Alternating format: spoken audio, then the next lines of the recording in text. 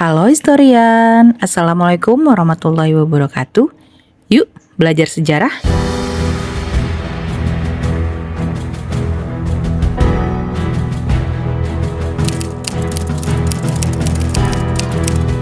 Pada masa awal 1900-an, kehadiran perempuan tidak begitu dilihat.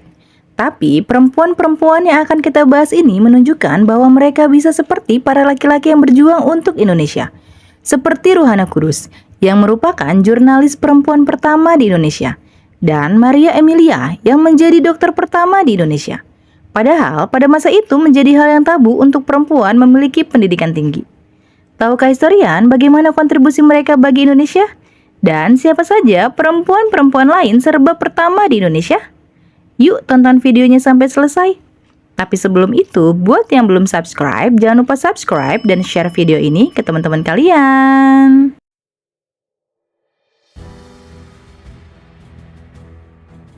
Buat historian yang tinggal di kota Makassar, pasti tidak asing dengan nama Jalan Opu Daing Risaju.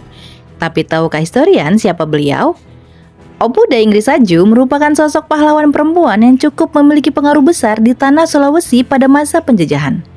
Wanita kelahiran kota Palopo tahun 1880 itu memiliki nama asli Famajah. Opu Daing Risaju merupakan cicit dari Raja Bone 22, La Temasonge Matimuri Malimongeng. Ayahnya bernama Muhammad Abdullah Tobareseng dan ibunya bernama Opu Daing Mawelu. Saat dewasa, Famajah dinikahkan dengan seorang ulama dari Bone, yaitu Haji Muhammad Daud, yang merupakan anak dari rekan dagang ayahnya. Haji Muhammad Daud didaulat sebagai imam masjid Istana Kerajaan Luwu karena menikahi anggota keluarga bangsawan. Atas dasar status sosialnya dalam masyarakat Luwu, Famajah lantas mendapat gelar baru setelah menikah, dengan memakai nama Opu Daing Risaju. Meskipun merupakan kalangan bangsawan, Opu Daing Risaju tidak mengenyam pendidikan formal.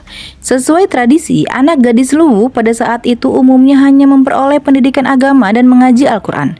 Ia pun awalnya buta huruf, kecuali aksara Bugis. Hal tersebut tidak lantas membuat Opu berdiam diri. Untuk bisa membaca dan menulis huruf Latin, ia belajar secara mandiri melalui bantuan saudaranya yang pernah merasakan sekolah formal, bernama Mudehang. Selain itu, Opu Daing Risaju memiliki pengetahuan Islam yang luas. Hal ini lantas membuatnya mahir menulis Arab dan lontara. Opu Daing Risaju juga memiliki bakat tersendiri, yakni memiliki kemampuan dalam mengobati penyakit cacar melalui resep atau ramuan kepintaran, yang dalam bahasa Bugis disebut Papitajang Ati. Opu Daing Risaju mengikuti konferensi PSII yang diadakan di Parepare pada bulan April 1930. Beberapa perwakilan PSII juga hadir dalam pertemuan tersebut. Kesempatan tersebut dimanfaatkan oleh Opu Daing Risaju untuk menambah wawasan dan pengalaman pembangunan PSII.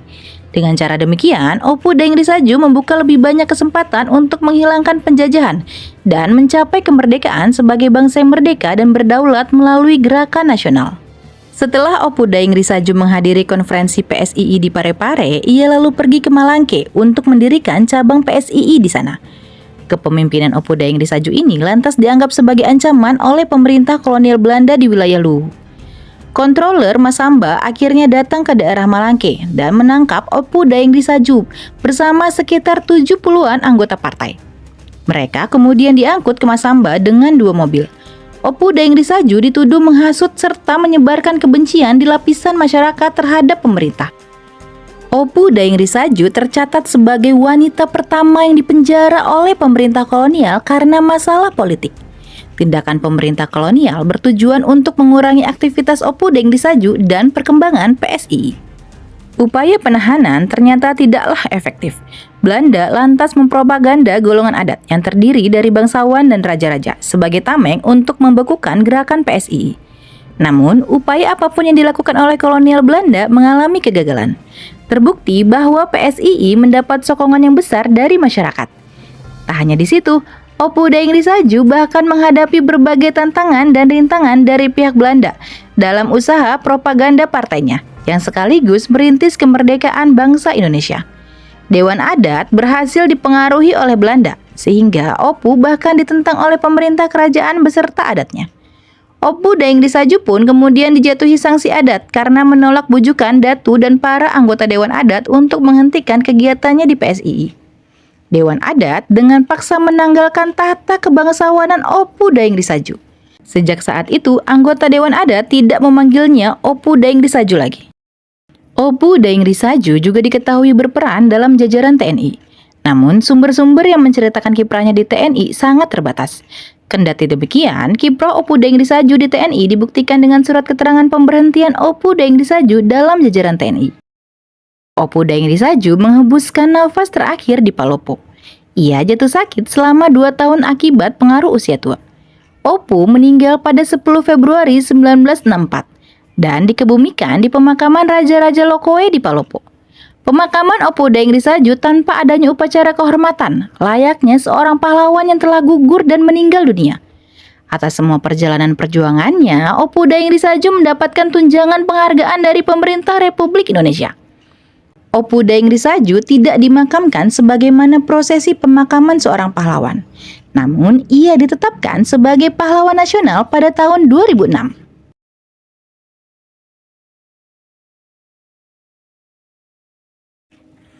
Ada tokoh pahlawan dari Aceh yang menjadi panglima tertinggi di Angkatan Laut.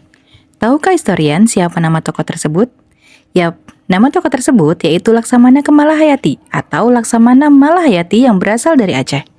Ia disebut-sebut sebagai perempuan pertama di dunia yang mendapat posisi sebagai Laksamana.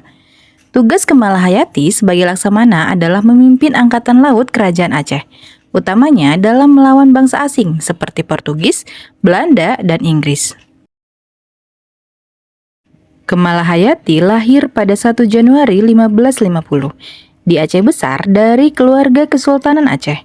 Ayahnya adalah Laksamana Mahmud Shah, Panglima Angkatan Laut Kesultanan Aceh, dan kakeknya ialah Laksamana Said Shah.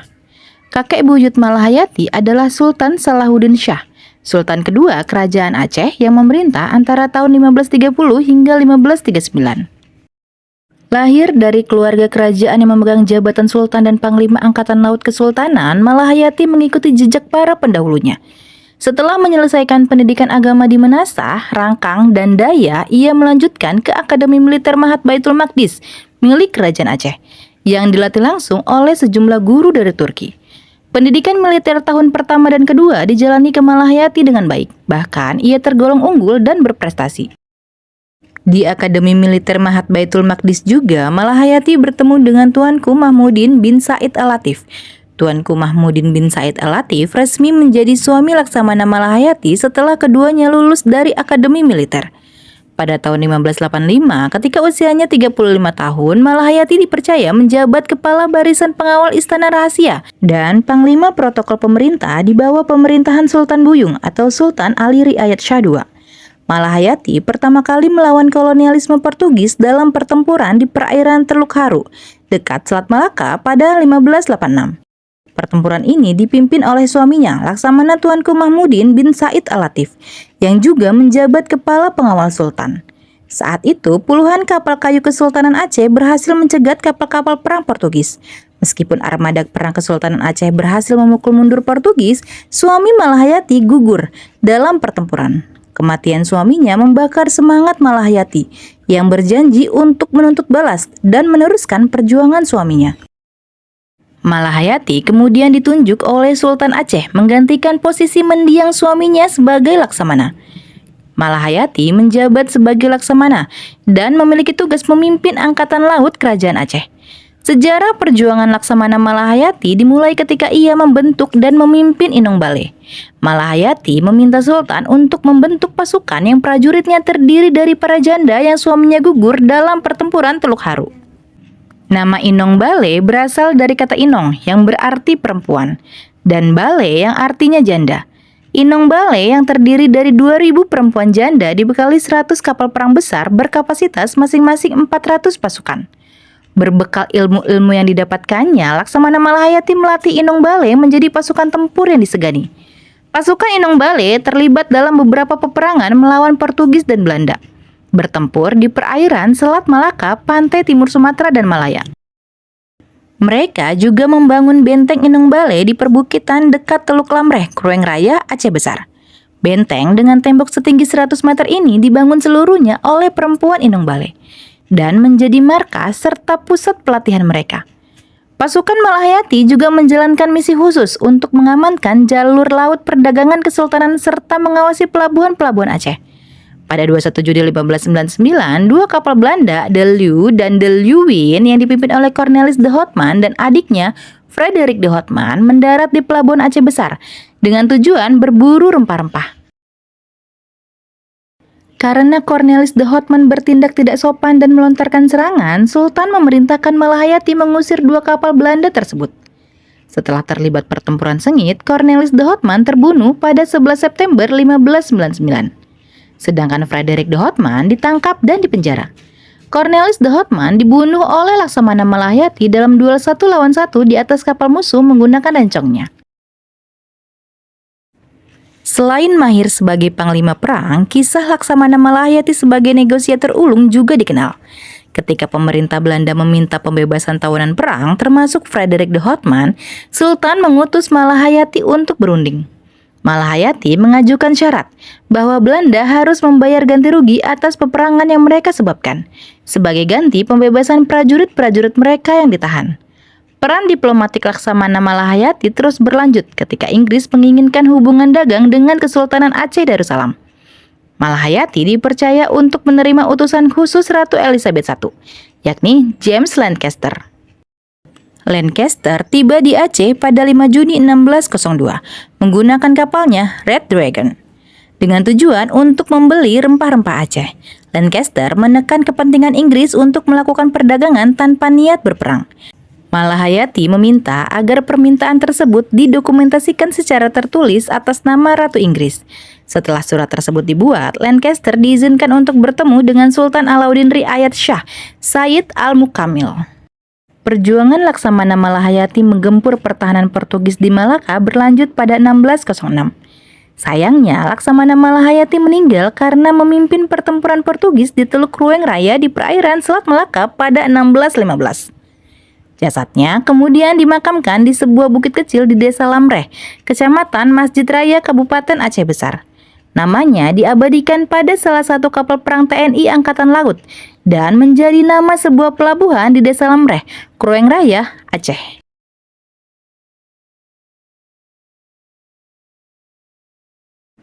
Ruhana Kudus adalah jurnalis perempuan pertama di Indonesia. Selain menjadi jurnalis, ia juga mendirikan sekolah dan dikenal sebagai salah satu aktivis emansipasi perempuan. Ruhana Kudus juga memiliki surat kabar sendiri yang diberi nama Sunting Melayu, yang tercatat sebagai salah satu surat kabar perempuan pertama di Indonesia. Masa muda Ruhana Kudus lahir di Koto Gadang, Sumatera Barat pada 20 Desember 1884 dengan nama Siti Ruhana. Ayahnya adalah Muhammad Rashad Maharaja Sutan, Kepala Jaksa Keresidenan Jambi dan Medan. Ruhana Kudus masih memiliki hubungan saudara dengan salah seorang tokoh pergerakan Indonesia, yaitu Sultan Syahrir dan Agus Salim. Sedari kecil, Ruhana tidak menempuh pendidikan secara formal. Ia banyak mendapat pelajaran dari sang ayah, baik dari belajar membaca ataupun studi bahasa. Ruhana pun tumbuh menjadi seorang perempuan yang memiliki tekad kuat dan sangat memajukan kaum perempuan. Pada zamannya, ia merasa bahwa praktik diskriminasi terhadap perempuan merupakan suatu hal yang harus dilawan. Didorong dengan kecerdikan, keberanian, serta perjuangannya, Ruhana melawan ketidakadilan demi mengubah nasib perempuan Indonesia. Perjuangan Ruhana Kudus dimulai dengan mendirikan sekolah di Koto Gadang pada 1905. 3 tahun kemudian, Ruhana menikah dengan seorang notaris, Abdul Kudus, yang sangat mendukungnya dalam mendidik perempuan. Pada Februari 1911, Ruhana memutuskan untuk mendirikan sebuah perkumpulan pendidikan perempuan bernama Kerajinan Amai Setia atau KMS. Tujuannya adalah untuk mengajarkan keterampilan di luar rumah tangga, serta membaca tulisan Jawa dan Latin. Pada awal sekolah itu berdiri, Ruhana berhasil merekrut sekitar 60 siswa. Setelah 4 tahun berdiri, KMS pun diakui secara resmi oleh pemerintah Hindia Belanda. Kondisi ini yang menjadi awal Ruhana menjalin hubungan kerjasama dengan Belanda, khususnya dalam memesan peralatan dan kebutuhan menjahit untuk sekolahnya. Selain sibuk dalam dunia pendidikan, Ruhana juga aktif menulis puisi dan artikel, yang mengantarkannya menjadi seorang jurnalis. Keterampilan Ruhana Kudus dalam menulis mendorongnya mendirikan surat kabar sendiri yang bernama Sunting Melayu pada 1912. Tujuan surat kabar tersebut adalah untuk meningkatkan pendidikan perempuan Indonesia, terutama karena banyak yang masih belum fasih berbahasa Belanda. Di tengah kesibukan Ruhana sebagai jurnalis, nasib KMS berada di ujung tanduk. Pada 22 Oktober 1916, salah satu murid Ruhana menjatuhkannya dari jabatan direktur perempuan dengan menuduhnya telah melakukan penyelewengan uang. Akibatnya, Ruhana pun harus bolak-balik mendatangi persidangan untuk mengusut kasus ini. Setelah beberapa kali ke persidangan, segala tuduhan Ruhana tidak terbukti, sehingga KMS dikembalikan kepadanya. Namun, ia menolak karena ingin pindah ke Bukit Tinggi, Sumatera Barat. Ruhana akhirnya memutuskan untuk meninggalkan Sunting Melayu pada awal 1921, mendirikan Ruhana School, begitu pindah ke Bukit Tinggi, yang ia kelola sendiri tanpa bantuan siapapun. Banyak murid yang masuk ke Ruhana School, bahkan tidak hanya dari Bukit Tinggi, tapi juga dari daerah lain. Berkat kepandaian dan kepopulerannya, Ruhana mendapat tawaran menjadi pengajar di Sekolah Dharma Putra. Ia dipercaya untuk mengajar keterampilan menyulam dan merenda. Selama bertahun-tahun, Ruhana terus mengajar di sekolah. Melihat Belanda terus menyengsarakan rakyat pribumi, baik secara mental maupun fisik, Ruhana Kudus tidak tinggal diam. Ia ikut melakukan pergerakan politik melalui tulisannya yang membakar semangat para pejuang muda. Ruhana juga memberikan ide penyelundupan senjata dari Koto Gadang ke Bukit Tinggi melalui Ngarai Sianok, dengan cara menyembunyikannya dalam sayur dan buah. Sampai akhir hidupnya, Ruhana terus memperjuangkan kaum perempuan. Ruhana Kudus meninggal pada 17 Agustus 1972 di Jakarta. Jasadnya dikebumikan di Taman Pemakaman Umum Karet Bifak. Pada 1974, pemerintah daerah Sumatera Barat memberi penghargaan kepada Ruhana Kudus sebagai wartawati pertama. Ia juga mendapat penghargaan sebagai Perintis Pers Indonesia pada 1987 dan penghargaan Bintang Jasa Utama pada 2007. Lalu sejak 7 November 2019, pemerintah Indonesia menetapkan Ruhana Kudus sebagai pahlawan nasional.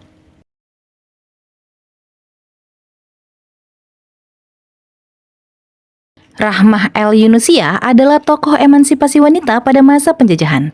Meski nama Rahmah El Yunusiah tidak sepopuler Raden Ajeng Kartini, perannya tidak mungkin dikesampingkan. Rahmah El Yunusiah adalah seorang reformator pendidikan Islam dan pejuang kemerdekaan Indonesia yang lahir di Padang Panjang dan terkenal sebagai pendiri Diniyah Putri. Diniyah Putri tercatat sebagai sekolah khusus perempuan pertama yang tidak mudah didirikan pada masa penjajahan Belanda. Selain memperjuangkan hak perempuan, Rahmah juga aktif di bidang pergerakan sosial, keagamaan, dan politik, hingga mendapat tanda kehormatan dari dalam dan luar negeri. Rahmah El Yunusiah lahir pada 29 Desember 1900 di Bukit Surungan, Kecamatan Padang Panjang Barat, Kota Padang Panjang, Sumatera Barat. Ia merupakan putri dari Syekh Muhammad Yunus dan Rafi'ah. Rahmah tidak mengenyam pendidikan formal. Ia dibimbing oleh sang ayah yang merupakan seorang kadi atau hakim agama yang juga dikenal sebagai cendekiawan Islam. Sepeninggal ayahnya, Rahmah dibimbing oleh kakak-kakaknya hingga mahir membaca dan menulis Arab serta Latin. Rahmah juga belajar pada sejumlah ulama terkenal Minangkabau, salah satunya Haji Abdul Karim Amrullah, ayah dari Buya Hamka. Selain itu, ia pernah menerima beberapa pelatihan kebidanan di rumah sakit setempat. Pada saat remaja, Rahmah El Yunusiah pernah menikah, tetapi kemudian bercerai. Setelah bercerai, Rahmah fokus memperjuangkan cita-citanya untuk menghilangkan diskriminasi yang diterima perempuan, khususnya di bidang pendidikan. Rahmah ingin setiap perempuan mengerti hak dan kewajibannya sebagai anggota masyarakat melalui pendidikan yang layak. Pada masa penjajahan, banyak perempuan yang tidak diperbolehkan mengenyam pendidikan yang tinggi, dan ruang geraknya di masyarakat pun tidak setara dengan laki-laki. Dari pemikiran itulah, Rahmah El Yunusiah kemudian dikenal sebagai tokoh pendidikan pendiri Diniyah Putri Padang Panjang, madrasah khusus perempuan pertama di Indonesia. Pada saat Diniyah Putri didirikan pada 1 November 1923, muridnya baru 71 orang, dan sebagian besar berasal dari kalangan ibu muda. Meski pada awalnya banyak tantangan yang harus diterjang karena perempuan masih dinilai tidak perlu bersekolah, Diniyah Putri terus berkembang, mencakup semua jenjang pendidikan. Selain memperjuangkan hak perempuan, Rahmah juga aktif di bidang pergerakan sosial, keagamaan, dan politik. Peran Rahmah El Yunusiah dalam memperjuangkan kemerdekaan yaitu ikut dalam pergerakan PERMI atau Persatuan Muslimin Indonesia. Beliau juga aktif dalam pergerakan menentang praktik-praktik penindasan penjajah Belanda, mendirikan Perserikatan Guru-Guru Putri Islam di Bukit Tinggi, menjadi ketua panitia penolakan kawin bercatat, ketua penolakan organisasi sekolah liar, menjadi pemimpin rapat umum kaum ibu di Padang Panjang hingga berujung didenda Belanda, menjadi anggota pengurus Serikat Kaum Ibu Sumatera di Padang Panjang, mendirikan Kutub Kanah atau Taman Bacaan untuk Masyarakat, salah seorang pendiri Partai Masyumi di Minangkabau, dan menjadi anggota parlemen DPR mewakili Sumatera Tengah pada tahun 1955 sampai 1958. Rahmah El Yunusia wafat di Padang Panjang pada 26 Februari 1969 dalam usia 68 tahun. Atas jasa-jasanya memperjuangkan hak perempuan di bidang pendidikan serta meningkatkan derajat perempuan di Sumatera pada masa penjajahan Belanda dan Jepang, ia diberi tanda kehormatan Bintang Mahaputra Adiprana. Perjuangan Rahmah juga mendapat pengakuan dari luar negeri. Terbukti, pada 1957 ia memperoleh gelar Syekhah dari Senat Guru Besar Universitas Al-Azhar Mesir, sebuah gelar yang belum pernah dianugerahkan kepada siapapun sebelumnya.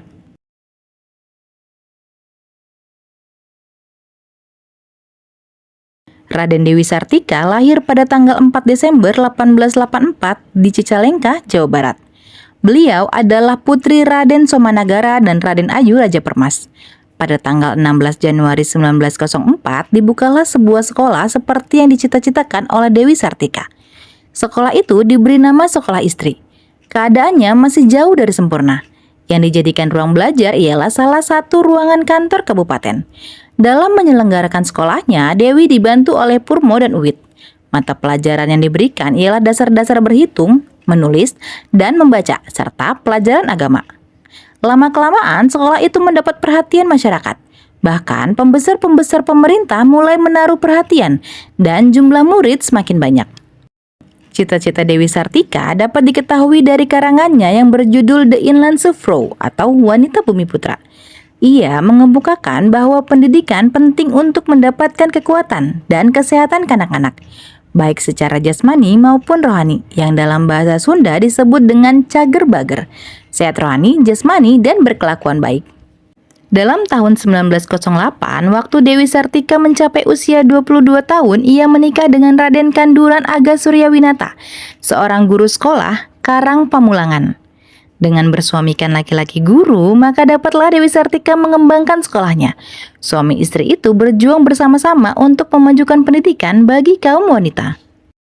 Pada tahun 1910, Sekolah Istri berganti nama menjadi Sekolah Keutamaan Istri. Mata pelajarannya bertambah pula, memasak, menyetrika, mencuci, dan membatik dimasukkan ke dalam kurikulum. Tahun 1911, Sekolah Keutamaan Istri diperluas, sehingga sekolah itu dibagi atas dua bagian, yakni pada bagian pertama mempergunakan bahasa Sunda sebagai bahasa pengantarnya, dan pada bagian kedua bahasa pengantarnya ialah bahasa Belanda dan bahasa Melayu. Kegiatan yang dilakukan Dewi Sartika itu ternyata menarik perhatian beberapa orang wanita di tempat-tempat lain di Jawa Barat. Perkembangan itu menarik perhatian Gubernur Jenderal Hindia Belanda. Pada tanggal 11 Juli 1939 diadakan perayaan tahun ke-35 Sekolah Keutamaan Istri. Pejabat-pejabat pemerintah banyak yang hadir, antara lain Bupati Bandung, Nyonya Residen, Prof. Bustra, pejabat wali kota, dan lain-lain. Pada tanggal 25 Juli 1939, Raden Aga, suami Raden Dewi Sartika, meninggal dunia. Hatinya sedikit terhibur ketika pada tahun 1940 pemerintah sekali lagi memberikan penghargaan kepadanya karena jasa-jasanya di bidang pendidikan. Tetapi dalam tahun itu pula sekolahnya mendapat pukulan hebat. Perang Dunia II meletus dan Sekolah Keutamaan Istri mengalami banyak kekurangan, baik biaya maupun peralatan. Tahun 1942 terjadi pergantian pemerintahan di Indonesia. Pemerintahan Belanda berakhir dan digantikan oleh pemerintahan Jepang. Setelah pemerintahan Jepang berakhir dan kemerdekaan Indonesia diproklamirkan pada tanggal 17 Agustus 1945, keadaan Sekolah Keutamaan Istri menghadapi kesulitan yang besar. Terutama karena kota Bandung dilanda kekacauan dengan hadirnya pasukan Inggris dan Belanda. Dewi Sartika terpaksa mengungsi ke Ciparai, kemudian ke Garut. Sekolah yang dibangunnya terpaksa harus ditinggalkan. Dari Garut kemudian ke Ciamis. Pada tahun 1947 situasi bertambah genting. Belanda melancarkan agresi militernya. Dewi Sartika terpaksa mengungsi lebih jauh ke pedalaman, yakni ke Cineam. Pada tanggal 11 September 1947, Dewi Sartika meninggal dunia. Jenazahnya dikebumikan di Cineam. Setelah kota Bandung aman kembali, gedung Sekolah Keutamaan Istri dipinjam oleh pemerintah. dan digunakan sebagai sekolah putri. Kemudian sekolah itu diserahkan kepada Yayasan Dewi Sartika dan dijadikan sebuah sekolah kepandaian putri. Makam Dewi Sartika pun dipindahkan dari Cineam ke makam keluarganya di Bandung. Pemerintah RI menghargai jasa-jasa Raden Dewi Sartika. Pada tanggal 1 Desember 1966, Dewi Sartika dianugerahi gelar pahlawan kemerdekaan nasional.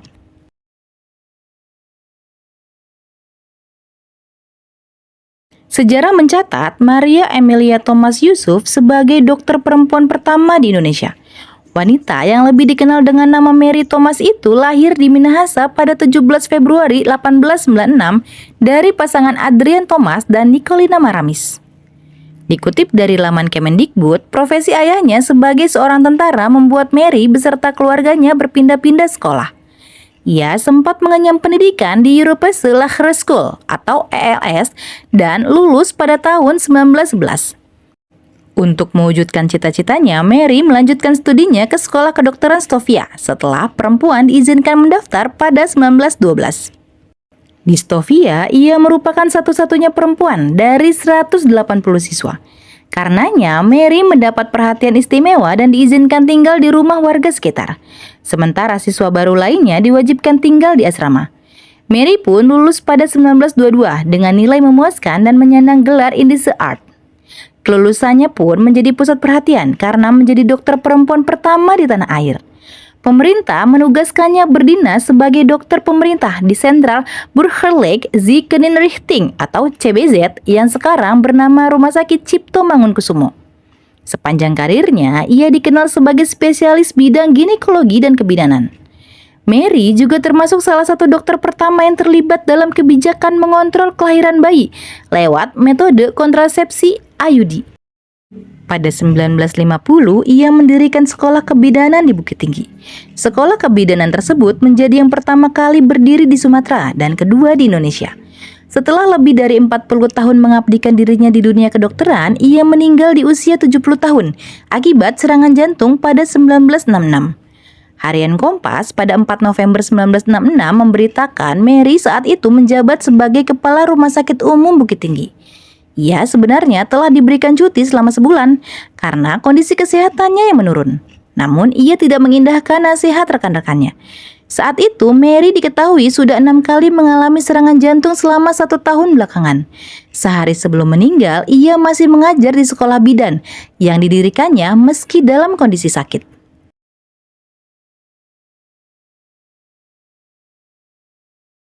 Sejarah mencatat nama Maria Ulfa Subadio sebagai Menteri Perempuan pertama di Indonesia. Perempuan kelahiran 18 Agustus 1911 ini merupakan anak dari Bupati Kuningan, yakni RAA Muhammad Ahmad, dan ibunya bernama RA Hadijah Jaya Diningrat. Maria Ulfa juga merupakan wanita pertama Indonesia yang meraih gelar sarjana hukum dari Belanda di usia 33 tahun. Bahkan ia berhasil menyelesaikannya dalam waktu 4 tahun sejak 1929. Di Belanda, ia kerap bertemu dengan para mahasiswa lainnya seperti Bung Hatta dan Sultan Syahrir, sehingga semakin membentuk jiwa nasionalisnya. Harian Kompas pada 19 Agustus 1981 memberitakan Maria Ulfa memulai karirnya sebagai guru di sekolah Muhammadiyah dan perguruan rakyat, sepulangnya dari Belanda. Meski seorang didikan Belanda, jiwa nasionalisnya begitu kental. Ia bergabung ke dalam pergerakan wanita pada 1935 dan turut berperan dalam terlaksananya Kongres Perempuan Indonesia kedua. Pada 1946, Maria Ulfa kemudian diminta oleh Sultan Syahrir memegang jabatan sebagai Menteri Sosial untuk membantu pengembalian tawanan interniran. Permintaan ini bukan tanpa alasan. Syahrir ingin meyakinkan sekutu bahwa Indonesia bukan boneka Jepang. Pasalnya, dalam budaya masyarakat Jepang saat itu, kedudukan wanita dipandang rendah. Sejak muda, Maria Ulfa berjuang untuk memperbaiki nasib kaum perempuan Indonesia. Ia juga dikenal gigih dalam memperjuangkan undang-undang perkawinan. Ini dilatar belakangi oleh kegelisahannya sewaktu duduk di sekolah dasar ketika melihat ketidakadilan yang dialami oleh bibinya. Kegelisahan itu diungkapkannya dalam buku Perjuangan untuk Mencapai Undang-Undang Perkawinan, yang berisi, bibi saya pulang ke tempat orang tuanya untuk istirahat karena belum sembuh dari sakitnya. Tidak lama, ia menerima surat talak dari suaminya tanpa diberi alasan. Ia tidak dapat memprotes. Kemudian, ia mendengar bahwa ia ditalak karena tidak dapat memberi keturunan kepada suaminya. Dalam hati timbul pikiran, mengapa demikian nasib bibi saya? Ia tidak dapat berbuat apa-apa. Peristiwa itu kemudian mendorongnya untuk melindungi seorang istri dari ketidaksemena-menaan suami. Pada Kongres Perempuan Indonesia kedua, Maria Ulfa mulai menyuarakan cita-citanya mengenai perlindungan wanita yang telah menikah. Ia pun mengusulkan pembentukan suatu biro konsultasi perkawinan. Maka dibentuklah Badan Penasehat Perkawinan dan Penyelesaian Perceraian atau BP4 dan Komisi Perlindungan Kaum Perempuan dan Anak Indonesia atau KPK-PAI. Dalam Kongres Perempuan Indonesia ketiga, KPK-PAI diakui Kongres dan diberi nama baru menjadi Badan Perlindungan Perempuan Indonesia dalam Perkawinan atau BPPI. Meski namanya mungkin tak sebesar R.A. Kartini dan Dewi Sartika, tapi jasa Maria Ulfa untuk negeri tak perlu diragukan, khususnya dalam memperjuangkan nasib perempuan. Itu tadi beberapa perempuan Indonesia yang menjadi pionir dalam perjuangan. Kehebatan perempuan Indonesia tidak perlu diragukan lagi. Bahkan seluruh dunia sudah mengakui betapa hebatnya perempuan Indonesia. Semoga video tadi bisa membuka mata kita bahwa perempuan tidak bisa diremehkan dan menjadi motivasi bagi perempuan-perempuan lain di Indonesia. Karena sejarah adalah guru kehidupan. Sampai jumpa di video selanjutnya.